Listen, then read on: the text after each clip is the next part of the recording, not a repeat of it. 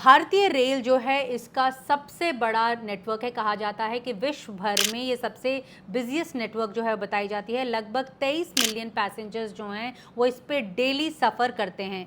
ये एक बहुत बड़ा जो है एक टास्क होता है। रेलवे प्रोटेक्शन फोर्स जो है उसे अक्सर भारत सरकार जो है वो रेलवे पुलिस की रीढ़ की हड्डी मानती है, क्योंकि वो ही इंश्योर करती है कि लोग जो हैं वो अपनी डेस्टिनेशन या अपना सफ़र जो है वो सुरक्षित पूर्वक कंप्लीट कर लें। कई चैलेंजेस हैं फोर्स के सामने। 100% सिक्योरिटी हज़ारों लोगों को जो ट्रैवल करते हैं उसे इंश्योर करने के लिए क्या नाइटमेयर्स हैं, क्या लॉजिस्टिक्स का इस्तेमाल किया जाता है। हमारे साथ खुद director general of police railway police force हैं mister Manoj Yadav. Sir thank you so much Jansatta से बात करने के लिए। सबसे पहले हम आपसे यही बात जानना चाहेंगे, क्योंकि आतंक को लेकर भी रेलवे जो है वो तत्परता से काम कर रही है। पहलगाम के अटैक के बाद क्या जो है कदम उठाए गए हैं, ताकि क्योंकि माना जा रहा था कि एक इनपुट इस तरह का भी था कि वहाँ पर भी अटैक हो सकता है जो नई ट्रेन चल रही है, तो उसके मद्देनज़र क्या इंतज़ाम किए गए? जैसा कि आप जानती हैं कि अभी जम्मू कश्मीर में 6 जून को माननीय प्रधानमंत्री जी ने कटरा और श्रीनगर के बीच वंदे भारत ट्रेन का उद्घाटन किया, जो एक बहुत ही ऐतिहासिक उपलब्धि है। इस रेलवे ट्रैक पे 2 बहुत महान हमारे जो पुल निर्माण की जो तकनीक है उसके प्रतीक चिनाब ब्रिज और अंजीब ब्रिज वहाँ पे मौजूद हैं, और भारतीय पूरे रेलवे नेटवर्क की 3 सबसे लंबी जो टनल्स हैं या सुरंगें हैं वो भी इसी रेलवे नेटवर्क पे है। जम्मू कश्मीर आतंकवादी प्रभावित राज्य है, और हमें जो गुप्तचर एजेंसियां हैं भारत सरकार की, उनसे इनपुट्स मिले हैं कि टेररिस्ट उस पर हमला करने की योजना बना रहे हैं। इसके लिए हमने Jammu Kashmir police national security guard के साथ में मिलके एक बिल्कुल फूल प्रूफ जो एक सुरक्षा की योजना बनाई है, ताकि हमारे जो यात्री हैं, विशेष तौर पे हमारे पर्यटक, वो बिल्कुल निर्बाध रूप से सुरक्षित यात्रा कर सके। इसके अलावा पूरे भारत में अगर हम पास्ट में देखें तो हमारी ट्रेनें आतंकवादी हमलों का शिकार होती रही हैं। बिल्कुल, समझौता तो पूरे मुंबई, हाँ। समझौता में हुआ था, मुंबई में अटैक हुआ था। जब 26/11 के हमले हुए तो CSMT जो हमारा मेन रेलवे स्टेशन के ऊपर अटैक हुआ था। तो इसके लिए हमने पूरे भारत में रेलवे स्टेशनों की और ट्रेनों की सुरक्षा को सुदृढ़ किया है, और इसमें हम बिल्कुल कृत संकल्प हैं कि हमारे यात्री आतंकवाद के खतरे से पूर्णतया सुरक्षित रहें। सर, जो रेलवे है वो बहुत क्रिटिकल इंफ्रास्ट्रक्चर के ज़रिए भी गुजरती है, टनल से गुजरती है। कई स्टेशन ऐसे होते हैं जो डिफेंस इस्टेब्लिशमेंट्स में भी जो है स्थित होते हैं, तो उसके मद्देनज़र किस तरह का जो सिक्योरिटी ऑडिट है क्या लगातार चलता रहता है, क्या प्रक्रिया है? जी, हमने इसमें कई चीज़ें की हैं। जो बहुत महत्वपूर्ण रेलवे स्टेशन है उनका तो जो इंटेलिजेंस ब्यूरो है उनका वो हर 3 वर्ष में एक बार सुरक्षा ऑडिट करती है, और उसमें जो भी उनके हमें सुझाव और जो एडवाइजरी मिलती है हम उसको इम्प्लीमेंट करते हैं। इसके अलावा हमने सभी महत्वपूर्ण स्टेशनों का एक स्टेशन सिक्योरिटी प्लान बनाया है, और हम कोशिश कर रहे हैं कि स्टेशनों के चारों तरफ 4 दीवारी हो, CCTV कैमरास का वहाँ पे एक नेटवर्क हो, ताकि हम हर गतिविधि का मॉनिटरिंग कर सकें। इसके अलावा जो हमने वहाँ पे एक गुप्त सूचना इकट्ठा करने की प्रणाली भी इस्टेब्लिश की है, और GRP और RPF के जवान लगातार मौजूद रहते हैं, गश्त करते रहते हैं, और हमने वहाँ पे डोर फ्रेम मेटल डिटेक्टर्स लगाए हैं। जो यात्रियों का सामान है उसमें कोई विस्फोटक न जा पाए, बैगेज स्कैनिंग मशीन्स के थ्रू उनको पास किया जाता है। तो जो कुछ संभव है वो हम कर रहे हैं, और मुझे बड़ी खुशी है ये बताते हुए कि पिछले लगभग 10 वर्ष में हमारे रेलवे नेटवर्क पे कोई आतंकवादी घटना नहीं हुई। सर, टेरर थ्रेट्स के अलावा भी सैबोटाज को लेकर भी काफ़ी जो है किस्से जो हैं पेपर्स में हम लोग पढ़ते रहते हैं कि उसके मद्देनज़र क्या आप लोगों ने अरेंजमेंट्स किए हैं? तो जो सैबोटाज की बात है वो हम देखते हैं कि अक्सर ऐसा खबर आती है कि किसी ने कोई लोहे की चीज़ें रख दी, या पत्थर या बोल्डर रेलवे के सामने रख दिया, या कोई गाड़ी से टकरा गई, या कोई लोहे की चौखट रख दी। तो ऐसी घटनाएं बहुत बड़ा नेटवर्क है, आपको मैंने बताया 71,000 किलोमीटर का, और कई जगह ट्रेन बस्तियों से गुजरती हैं, वहाँ पे लोग उसको क्रॉस भी करते रहते हैं, कई बार सामान के साथ। तो जब वो कई बार देखा गया है कि लोग सामान को क्रॉस कर रहे हैं, अचानक ट्रेन आगे छोड़ के भाग जाते हैं और वो उससे एक ऑब्स्ट्रक्शन हो जाता है। कई बार हमने देखा है कि कई लोग जो नशे का सेवन करते हैं वो भी खेल खेल में, बच्चे भी कई बार कुछ सामान उस पर रख देते हैं। मैं आपको आश्वस्त करना चाहता हूँ कि ट्रेन एक बहुत बड़ा और भारी वाहन होता है, इस प्रकार के जो माइनर ऑब्स्ट्रक्शन से डिरेलमेंट का कोई खतरा नहीं है, लेकिन हम इन सभी घटनाओं को गंभीरता से लेते हैं, उनकी जांच करते हैं और जो दोषी व्यक्ति है उसको गिरफ्तार भी करते हैं। लेकिन हमें अभी तक कोई ऑर्गेनाइज्ड सबोटाज का कोई प्रूफ अभी नहीं मिला है इस संबंध में। तो मैं कह सकता हूं कि ये आइसोलेटेड छुटपुट घटनाएं हैं जो नहीं होनी चाहिए, और लेकिन हम उसके लिए जो लोग रेलवे लाइन के साथ रहते हैं वहाँ जाके जन जागरण अभियान भी चलाते हैं, बच्चों को भी समझाते हैं कि आप ट्रेन पे पत्थर ना फेंकें, रेलवे लाइन पे सिक्के या पत्थर ना रखें, और ऐसी घटनाओं में हमने गश्त भी बढ़ाई है और इनमें बहुत कमी भी आई है। सर, रेलवे इंफ्रास्ट्रक्चर भी बहुत जो है वो ज़्यादा है, उसको सुरक्षित रखने के लिए और इंक्रोचमेंट जो रेलवे प्लेटफॉर्म्स के आसपास होती है उसके मद्देनज़र क्या कुछ कदम उठाए जाते हैं सरकार या आरपीएफ द्वारा? देखिए, हमारे देश में 7,800 के करीब रेलवे स्टेशन हैं और इनमें से आरपीएफ की नियुक्ति लगभग 900 रेलवे स्टेशंस पे ही है। अच्छा। तो जो छोटे छोटे स्टेशन होते हैं वे साइड, वहाँ कोई, लेकिन बड़े शहरों में ये समस्या है, रेलवे की भूमि पर इंक्रोचमेंट एक बहुत मेजर प्रॉब्लम है और इसमें लगातार ही आरपीएफ रेलवे प्रशासन के साथ इनको हटाती रहती है। और साथ में हमने देखा है कि रेलवे प्रॉपर्टी की चोरी भी लोग करते हैं। कई बार ड्रग एडिक्ट्स जो रेलवे की स्लीपर्स पड़े होते हैं या रेलवे की अन्य प्रॉपर्टी जैसे रेलवे की लोहा भी काट के लोग ले जाते हैं। कई बार जो ट्रेन्स के में जो कॉपर की फिटिंग्स होती हैं उनकी चोरी होती है। तो इसके लिए आरपीएफ एम्पावर्ड है under railway property unlawful possession act. हम ऐसे लोगों को लगातार गिरफ्तार करते हैं, पकड़ते हैं और पिछले वर्ष में हमने लगभग रेलवे की 24 करोड़ रुपए की चोरी शुदा प्रॉपर्टी को बरामद करने में सफलता भी प्राप्त की। अरे वाह। अच्छा सर, टेक्नोलॉजी की अगर हम बात करें, तकनीक की अगर हम बात करें, नए लॉज भी आ गए हैं, न्यू क्रिमिनल लॉज भी आ गए हैं, आर्टिफिशियल इंटेलिजेंस का जो इस्तेमाल है वो अलग अलग स्टेट पुलिस कर रही है, किस लहजे से आरपीएफ इसका इस्तेमाल कर रही है?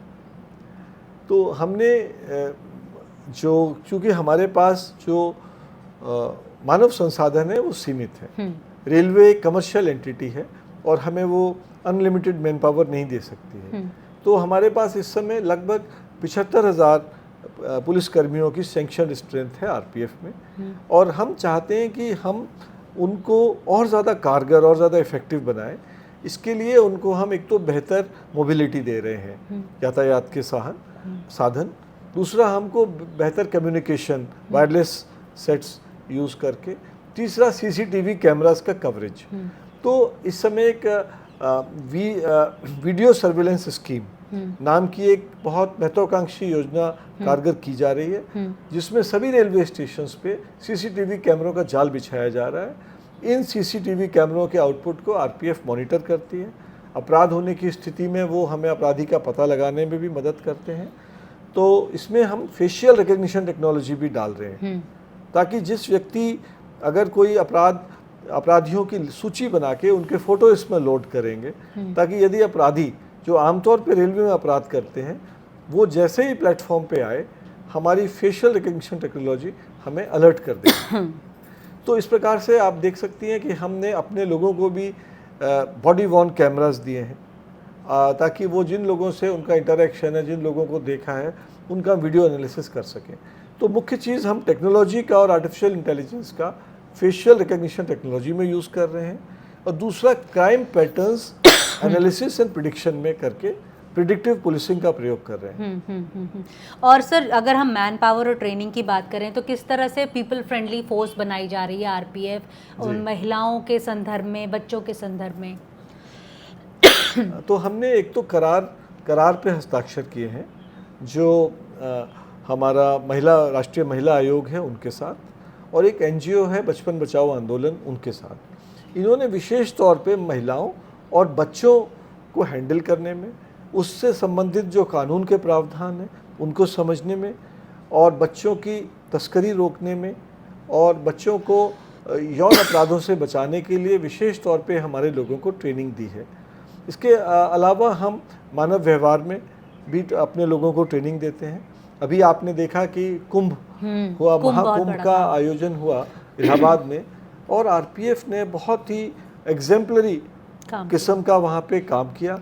जो अशक्त लोग थे उनको, बूढ़े लोग थे उनको गोद में उठा के भी पुल पे चढ़ाया, और ऐसी भीड़ थी कि आप उसकी कल्पना नहीं कर सकते हैं। लेकिन विदाउट एनी इंसिडेंट पूरा प्रयागराज में से रोज़ाना हम 18 से 20 लाख लोगों को ट्रांसपोर्ट कर रहे थे, जबकि उस स्टेशन की कैपेसिटी सिर्फ 75,000 लोगों की है। और हमने पूरे देश से मोबिलाइजेशन किया था, और हमें पूरे उसमें एक भी कंप्लेंट आरपीएफ की नहीं आई। ओके। नन्हे फरिश्ते और आहट जैसी जो एक स्कीम्स हैं वो भी जो है आरपीएफ लेकर आई है, कुछ उसके बारे में बताइए। काफ़ी चर्चा हो रही है इन दोनों स्कीम्स के बारे में भी। देखिए, आपने दीवार, जंजीर और स्लम डॉग मिलियनेयर जैसी फिल्में देखी होंगी। उसमें आप देखते हैं कि एक बच्चा परेशानियों से घिर के दौड़ के चलती ट्रेन में बैठ जाता है। ये एक सत्य है कि, दुखद सत्य है कि रोज़ाना पूरे देश में सैकड़ों बच्चे अलग अलग कारणों से घर से भागते हैं। कई बार वो बड़े स्टेशंस पे गलत लोगों के हाथ में पड़ जाते हैं, जो उनका आर्थिक या शारीरिक या मानसिक शोषण करते हैं। तो आरपीएफ का एक ही वेद वाक्य है कि हम इन बच्चों को चिन्हित करेंगे और बचाएंगे, और उससे पहले उनको हम संभाल लेंगे, इससे पहले कि वो गलत हाथों में पड़े। तो ऑपरेशन नन्हे फरिश्ते एक बहुत बड़ी पहल है, और हम, आपको बहुत खुशी होगी कि पिछले 5 वर्ष में हमने 60,000 से अधिक बच्चों को ट्रेनों से और प्लेटफॉर्म से में चिन्हित किया है जो अकेले घूम रहे थे। अच्छा। और हम उनसे मनोवैज्ञानिक ढंग से बात करते हैं, समझते हैं, उसके बाद उनको कानूनी प्रावधानों के अनुसार जो बाल कल्याण समिति होती है संबंधित जिले की, उसके सामने पेश करते हैं। तो हमने 60,000 से ज़्यादा बच्चों को रेस्क्यू किया है। इसके अलावा बाल तस्करी एक बहुत बड़ी समस्या है, जिसको हम ऑपरेशन आहट में एड्रेस करते हैं।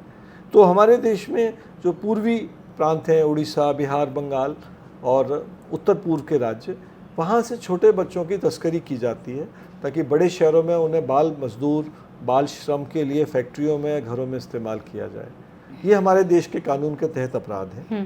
तो हमने इसमें कैपेसिटी बिल्डिंग कराई है अपने लोगों की, और वो उनको इसमें बिल्कुल ट्रेन हो गए हैं कि वो ऐसे लोगों को चिन्हित कर लेते हैं। तो पिछले लगभग 2.5 वर्ष में, जनवरी 2023 से आज तक, हमने लगभग 2,500 ऐसे बच्चों को बाल तस्करों से मुक्ति दिलाई है।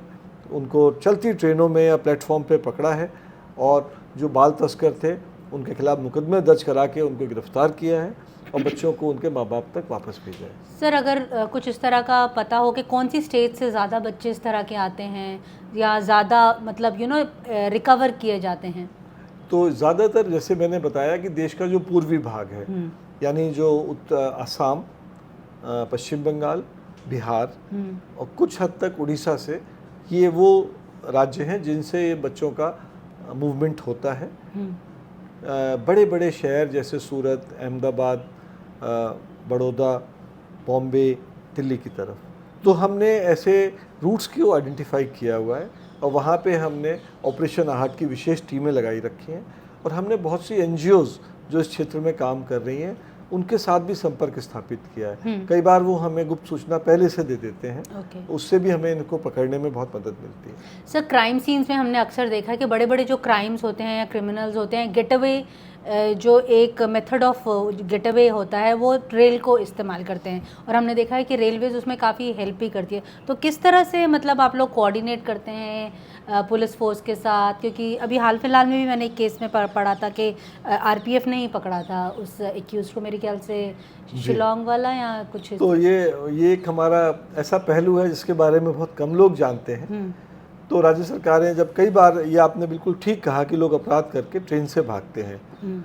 कई बार जैसे कि नौकर अपने मालिक की हत्या करके ज्वेलरी लेके अपने गांव जा रहा है, तो पुलिस, राज्य पुलिस उसको ट्रैक कर रही होती है, तो वो हमें बता देते हैं कि ये इस ट्रेन में ट्रैवल कर रहा है, उसका फ़ोटो भेज देते हैं। तो हमारे लोग प्लेन क्लोथ्स में सवार होकर पूरी तरह प्रशिक्षित लोग हैं, आराम से ट्रेन में यात्री बन के घूमते हैं। जहाँ वो व्यक्ति बैठा होता है उसको पहचान करके चुपचाप उसका फ़ोटो लेके हम संबंधित पुलिस को भेजते हैं। यदि वे कंफर्म करते हैं कि यही उनका वांटेड क्रिमिनल है तो हम उनको पकड़ते हैं। हर महीने हम 25-30 ऐसे बड़े क्रिमिनल्स को, जो कई बार हत्या या बलात्कार जैसी गंभीर घटनाएं करके फरार हो रहे होते हैं, उनको पकड़कर पुलिस को वापस सौंप देते हैं। सब महिलाओं की सुरक्षा को लेकर भी मेरी सहेली नाम की एक आप लोगों की एक स्कीम है जी। वो किस तरह काम करती है? जो अकेली औरतें हैं, महिलाएं हैं, बच्चे हैं, अगर वो सफ़र करते हैं, वो कैसे इंश्योर किया जाता है कि वो अपनी सेफली डेस्टिनेशन पे पहुंच जाएं? ये बहुत अच्छा सवाल है। तो इसमें हमारी बहुत सी योजनाएं हैं। सबसे पहले तो हर ट्रेन में जो जनरल कंपार्टमेंट होता है वो महिलाओं के लिए आरक्षित होता है, एक डिब्बा। और देखा जाता है कई बार पुलिस उस डिब्बे में, पुरुष भी उस डिब्बे में घुस जाते हैं। तो हम उसमें, हमने पिछले 1 साल में लगभग 1.5 लाख ऐसे पुरुषों को गिरफ्तार किया जो उस महिला के डिब्बे में घुस के अनऑथोराइज्ड रूप से यात्रा कर रहे थे। तो उससे महिलाओं में एक सुरक्षा भावना का संचार होता है। इसके अलावा जो महिलाएं अकेली यात्रा करती हैं लंबे दूरी की ट्रेनों पे, उनका हम रेलवे रिजर्वेशन चार्ट का विश्लेषण करके देख लेते हैं कि वो महिलाएं कौन अकेली यात्रा कर रही हैं।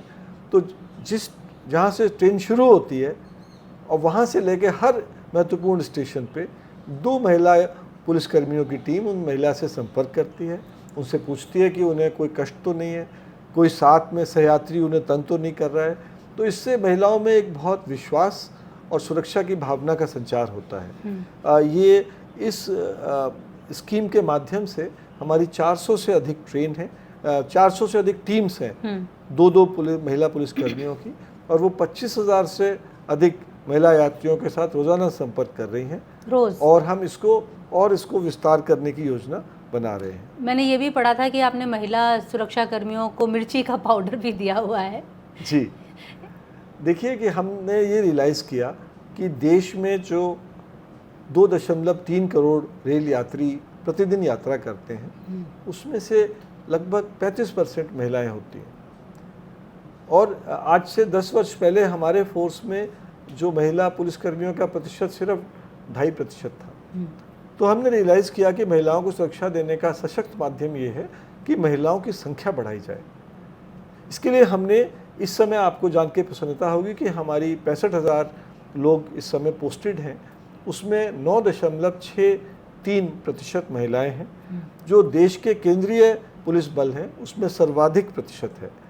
और इससे हमारी वर्किंग में बहुत चेंज आया है, क्योंकि देखा गया है कि महिलाएं बच्चों और महिलाओं की सुरक्षा के प्रति ज़्यादा संवेदनशील होती हैं, और हम इस प्रतिशत को और बढ़ा रहे हैं।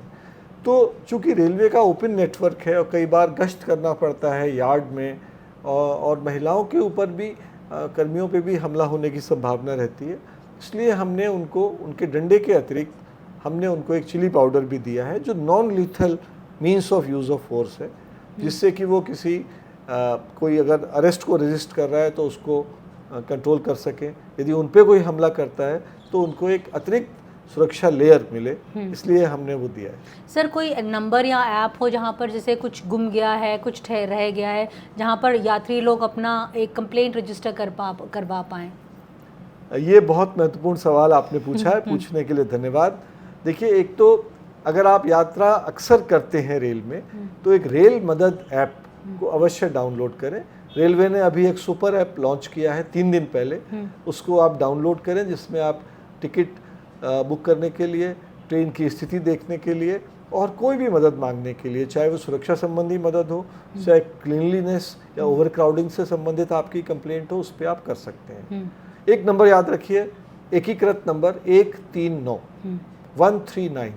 इस पे यदि आप कॉल करेंगे तो IVRS पे अगर सुरक्षा संबंधी कंप्लेंट है तो 1 दबाने पर आपसे तुरंत एक प्रशिक्षित पुलिसकर्मी बात करेगा, आपकी लोकेशन लेके आपको अगले स्टेशन पे पूरी मदद मिलेगी। यदि उस ट्रेन में कोई एस्कॉर्ट पार्टी ट्रैवल कर रही है तो इमीडिएटली वो आपको 3 मिनट के अंदर आपके पास आके आपसे संपर्क स्थापित करेगी। तो ये बहुत महत्वपूर्ण है कि हम 139 को ज़रूर जानें। और इसके अतिरिक्त आप हर महत्वपूर्ण रेलवे स्टेशन पे आरपीएफ या जीआरपी का थाना होता है, वहाँ पे जाकर भी आप पुलिस मदद मांग सकते हैं। Thank you so much sir, हमें समझाने के लिए कि रेलवे, क्योंकि लोग ज़्यादातर लोग जो हैं वो रेलवेज़ में से ही सफ़र करते हैं, इसे वेन्स कहा जाता है भारतीय सुरक्षा तंत्र का भी, तो उन्हें उन वेन्स को सुरक्षित बनाने के लिए thank you for speaking to Jansatta. Thank you, बहुत बहुत धन्यवाद। धन्यवाद, थैंक यू। धन्यवाद।